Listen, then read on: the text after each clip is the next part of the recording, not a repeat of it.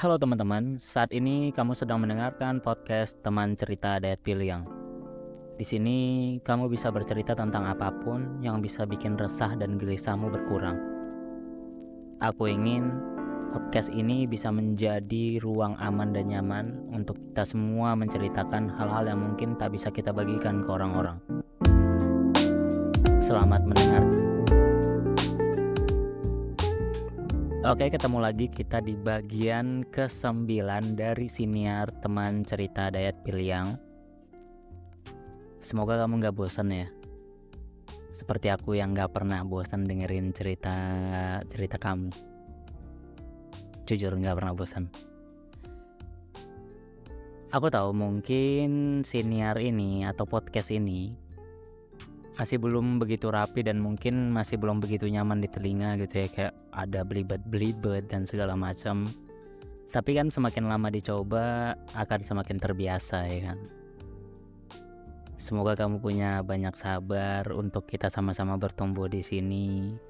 Kita yang bertumbuh dengan cerita-cerita dari teman-teman kita dan aku yang bertumbuh jadi semakin lancar bicara dan menemani setiap cerita-cerita yang kamu punya. Amin. Amin. Langsung aja kita membacakan cerita yang sudah masuk lewat email teman.piliang@gmail.com. Kali ini cerita yang dikirimkan oleh salah satu teman kita berbentuk monolog. Monolog itu kayak berdialog sendirian gitu ya.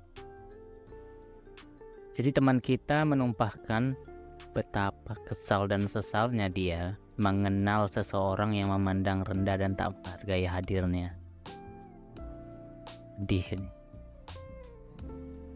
Mari kita dengarkan sama-sama. Kita mulai. Aku gak pernah baik-baik aja sejak kamu memutuskan untuk pergi. Aku lelah dengan topeng yang harus kutunjukkan sama semua orang. Aku berantakan. Tapi kembali sama kamu juga bukan pilihan dan gak akan pernah menjadi pilihan. Aku memang nyaman sembunyi seperti ini. Tapi percayalah, aku tidak bahagia. Bohong kalau aku bilang aku bahagia. Sekarang rasanya kosong, hampa. Ibarat lagu, aku tak tahu arah jalan pulang. Via, aku udah gak tahu harus gimana. Aku gak tahu harus berbuat apa sekarang. Menjalin kisah dengan orang baru pun enggan. Menjalin kisah denganmu lagi, itu justru lebih enggan. Kata-kata yang menyakitkan hati itu terus terpatri dalam ingatan. Sikapmu, sikap orang tuamu dan semuanya. Stok maafku sudah habis. Aku gak tahu apakah aku bisa maafin kamu dan keluargamu. Kalian jahat. Kalian hanya memandang kurangku. Aku memang bukan dari latar belakang keluarga yang berada. Tapi aku juga gak cantik. Tapi bukan berarti aku gak punya harga diri.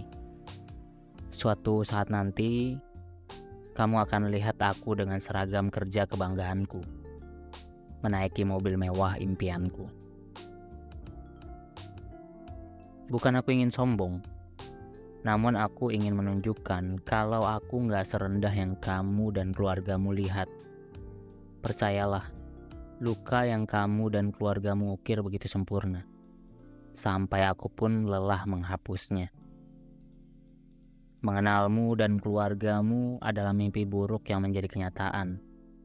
Mimpi buruk yang pernah aku lalui, kemudian aku sesali. Jika waktu mampu kuulang, aku tak pernah ingin mengenalmu dan keluargamu. Cukup dalam, teman-teman. Seperti biasa, sebelumnya aku mau ucapin terima kasih karena kamu sudah berani meluapkan resah dan marahmu.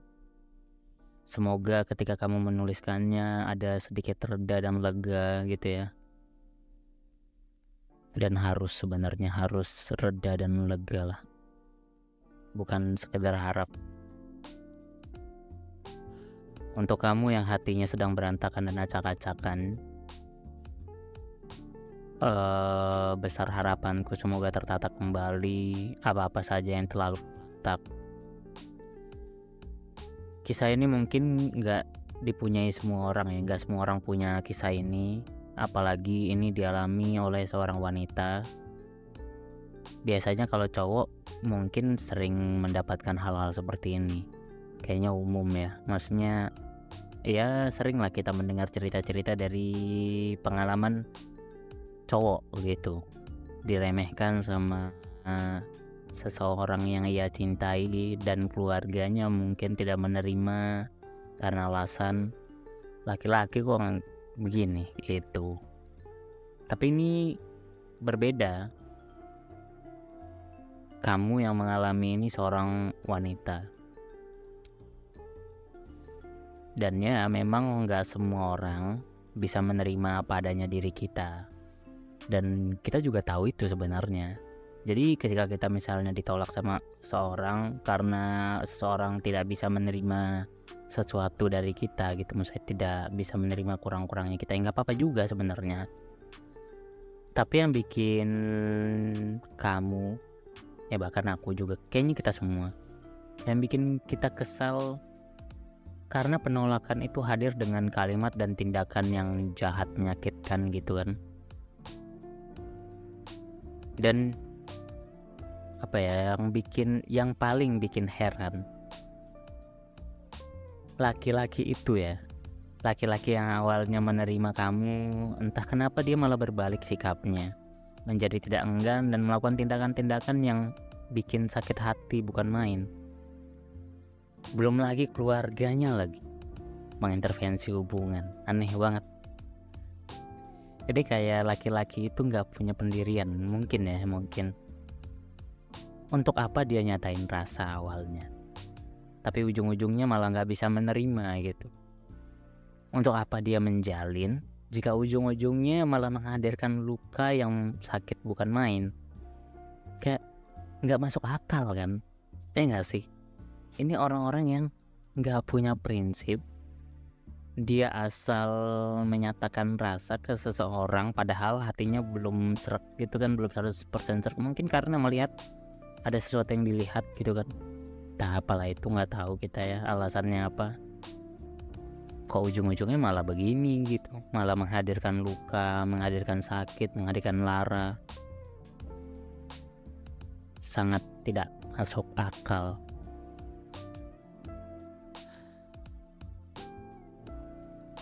Ya untuk kamu, tak apa bila kamu sakit hati, tak apa bila kamu terluka. Nikmati saja luka-lukanya, nikmati saja lara-laranya. Aku senang ketika kamu ada usaha untuk bangkit gitu ya. Aku juga senang ketika kamu memutuskan untuk nggak akan pernah kembali lagi meskipun nantinya ya memintamu lagi gitu. Itu bagus banget. Udah jalan yang benar. Aku setuju dengan keputusan itu. Dan gak apa juga sebenarnya kalau kamu punya dendam dan ingin membuktikan sesuatu. Meskipun itu bukan tipikal aku ya, bukan cara yang akan aku lakukan ketika aku berada di situasi itu. Tapi ya gak jadi masalah. Cara orang untuk meredakan lukanya kan berbeda-beda. Jika kamu memilih cara seperti itu ya gak masalah juga. Jika itu yang bikin kamu kayak merasa lega gitu ya, dengan marah, dengan membenci, ya gak apa-apa juga. Gak ada yang salah. Senyamannya saja. Apa yang menurutmu ini baik, ini kayaknya cara yang baik, lakuin aja. Tapi aku mau kasih pesan, jangan sampai kamu terus larut dalam lara. Jangan sampai kamu terus hanyut dalam luka-luka yang bikin hati kamu hampa. Jangan sampai kamu trauma juga untuk ngajalin kisah dengan yang lain. Kan yang bajingan itu laki-laki itu, bukan berarti semua laki-laki seperti itu. Meskipun kayaknya ya nggak tahu juga ya, nggak semua laki-laki seperti itu, dan sama juga perempuan nggak semuanya apa ya, kita semua punya kurang dan lebihnya. Nggak semua perempuan jahat, nggak semua laki-laki jahat, nggak semua perempuan baik, nggak semua laki-laki baik. Pasti ada itu. Tinggal gimana kita mencari yang terbaik aja. Bukan mencari yang terbaik ya, lebih tepatnya mencari yang sesuai dengan kita, mencari pasangan yang tepat.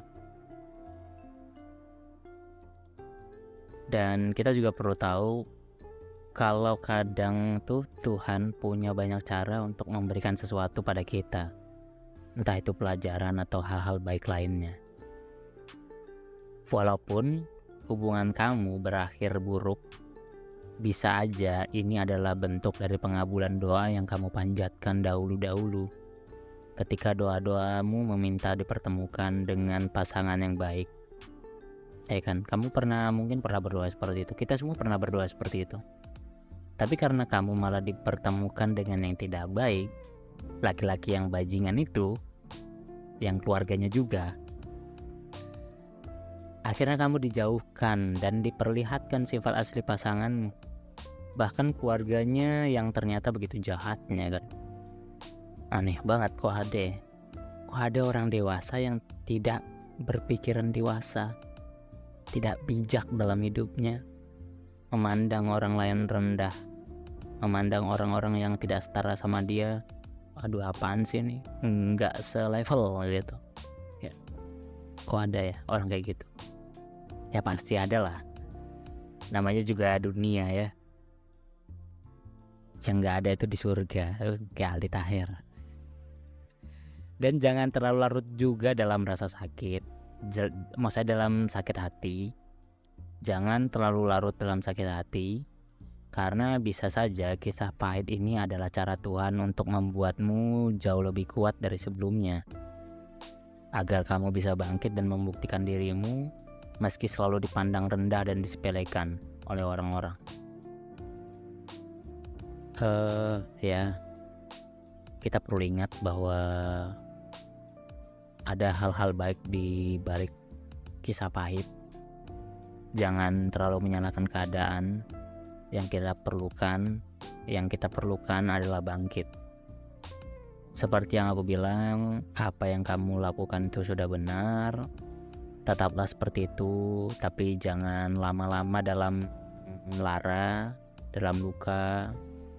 Jangan sampai kamu hilang arah, jangan sampai kamu ngerasa hampa lagi. Coba cari-cari kegiatan, cari-cari kesibukan, dan cari alasan untuk bikin kamu happy lagi. Itu dia cerita dari teman kita. Pahit sih memang ya ketika kita disepelekan orang. Tapi yang bikin makin sakit itu ya ketika kita disepelekan sama orang yang padanya kita menaruh rasa percaya gitu loh. Kita udah percaya ke orang ini, orang yang kita cinta gitu. Dan keluarganya ikut-ikutan. Serem banget memang. Ya semoga kita dijauhkan dari pasangan yang bukannya menjadi penguat, bukannya menjadi sumber percaya diri, tapi malah merendahkan dan menyepelekan kita. Ngebuat kita makin insecure, membuat kita semakin tidak berguna gitu kan, semakin tidak ada apa-apanya gitu. Membuat semua ketakutan dan perasaan negatif itu semakin menjadi-jadi. Semoga kita dijauhkan dari pasangan seperti itu.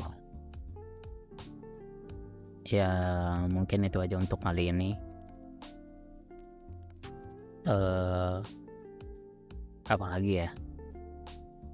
Ya itu aja untuk kali ini. Aku Dayat Piliang. Sampai bertemu di bagian-bagian lain dari siniar teman cerita Dayat Piliang. Dadah.